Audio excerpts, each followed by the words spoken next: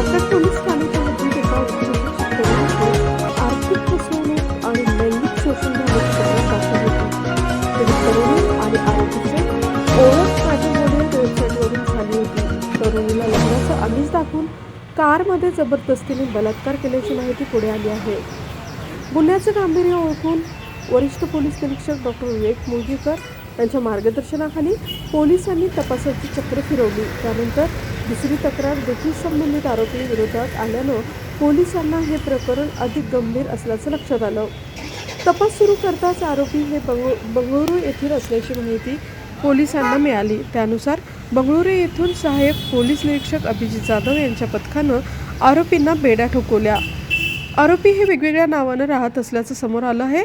निशांत आणि विशाल अशी दोघांची मूळ नावं असून ते आम्ही केंद्रीय मंत्रालयामध्ये कामाला असल्याचं तरुणींना सांगत त्यांच्या या भूलथापांना तरुणी बळी पडत होत्या असं पोलिसांनी सांगितलंय. आरोपी निशांत आणि विशाल हे दोघं मॅट्रिमोनियल वेबसाईटवरून तरुणीशी जवळक साधायचे. अगोदर त्यांचा विश्वास संपादन करून मी तुझ्याशी लग्न करणार आहे असं आरोपी भासवत.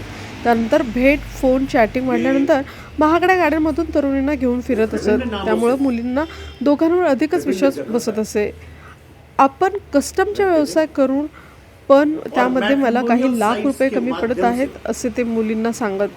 आपलं लग्न होणार असून हा व्यवसाय केल्यास आपलं भविष्य सेट होईल असं म्हणून तरुणींकडून लाखो रुपये उकळत होते. काही दिवस तरुणीच्या संपर्कात राहून दोन्ही आरोपी पसार व्हायचे. त्यानंतर मोबाईल बंद करून टाकत. आतापर्यंत दोन्ही आरोपींनी 255 तरुणींना फसवलं असून 1.5 कोटी रुपयांची आर्थिक फसवणूक केल्याचे पोलिसांकडून सांगण्यात आलं आहे.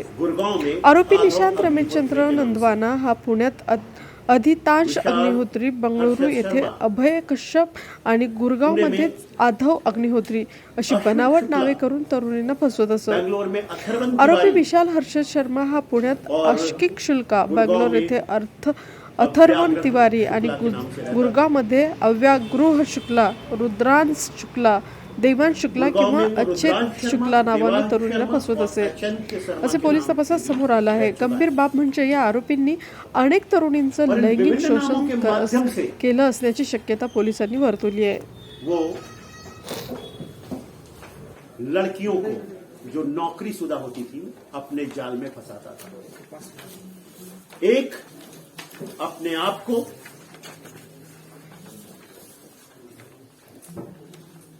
सेंट्रल पब्लिक वर्क डिपार्टमेंट में चीफ प्रोजेक्ट मैनेजर बताता था और दूसरा अपने आप को सेंट्रल एग्रीकल्चरल डिपार्टमेंट में डिप्टी डायरेक्टर बताता था. जीवन साथी इस मैट्रिमोनियल के माध्यम से इन लोगों ने जिन 2 महिलाओं से संपर्क स्थापित करके उनके साथ चीटिंग की थी और उनके भावनाओं के साथ खेलते हुए, उनके शरीर के साथ खेलते हुए जिस प्रकार से उनके साथ धोखाधड़ी की थी, उनसे पैसे लिए थे कि उनको किसी खास कारणों से पैसे की जरूरत है.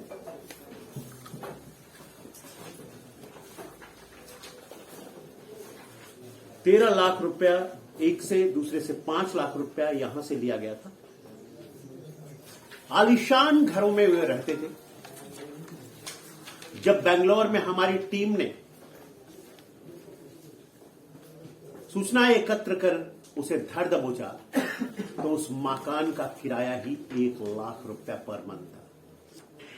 गाड़ियां भी वो अत्यंत महंगी गाड़ियों का इस्तेमाल करते थे. देखने में सुंदर और खूबसूरत थे, भले ही वो करते कुछ नहीं थे. जब ये 2 लड़कियां जिनके साथ धोखा हुआ वो मेरे पास आई यहां मिलने के लिए, तो मैंने ये सूचना सीनियर इंस्पेक्टर श्री विवेक मुगड़ीकर को और उनके पुलिस निरीक्षक क्राइम संतोष पाटिल, उनके एपीआई संतोष पाटिल, रामचंद्र घाड़गे, गणेश तोरगल, संगीता गुड़े, दीपक भोसले, इन सब की प्रेम टीम ने, विक्रम कुदड़, कोंते खराड़े, जिसने कि कंप्यूटर के माध्यम से उसने जो जो प्रकार की गतिविधि की थी उसको ढूंढने में विशेष तौर पे काम किया। इन सब ने मिलकर बहुत अच्छे काम की। कई सीसीटीवी खंगाले, कई उन्होंने सीसीटीवी खंगालने के बाद उनके जो फॉल्स मोबाइल नंबर थे, जिन मोबाइल नंबर को वो अलग अलग जगह पर यूज करते थे, उन सबको ढूंढने की कोशिश की, पर उन मोबाइल नंबर से कुछ हासिल नहीं हुआ।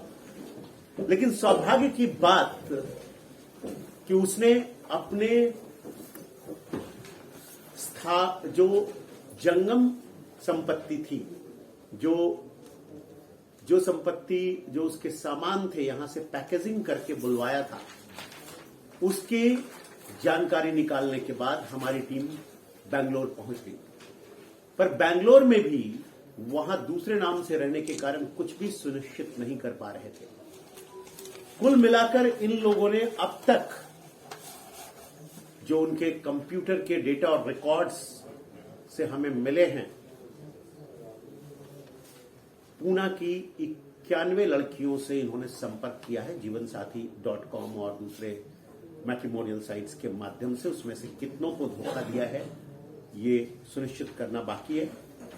बेंगलोर की 142 लड़कियों के साथ और गुड़गांव की 22 लड़कियों के साथ ये लोग संपर्क में थे। लगभग 2.5 से 3 करोड़ रुपए पैसे इन लोगों से विश्वास संपादित करके, इन महिलाओं का भावनात्मक विश्वास संपादित करके इनसे ले लिया है। पीड़ितों की संख्या दरअसल कितनी है और कितनी पीड़िताएं आगे आ पाएंगी ये बात अलग है, लेकिन जब हमारी टीम वहां पकड़ने गई तो वहां भी एक अच्छी नौकरी करने वाली लड़की के साथ उस फ्लैट में ये रह रहा था और उस लड़की को ये विश्वास ही नहीं हो रहा था कि ये ऐसा हो सकता है। हमारे जो संतोष पाटिल हैं पुलिस निरीक्षक, वो जब उन्होंने कई तरह के उनके आइडेंटिटी कार्ड दिखाए तब जाकर उसे भरोसा हुआ और उसने फिर धन्यवाद ज्ञापित किया कि आपके कारण वो बच गई और उसने भी वहां अपराध दर्ज कराया है। अभी और भी अपराध दर्ज होने वाले हैं हिंजेवाड़ी में, वाकड़ में और गुड़गांव में, लेकिन महिलाएं अपनी इज्जत को लेकर शांत रह जाती हैं। वो आज बाहर उच्च पदों पर काम करती हैं।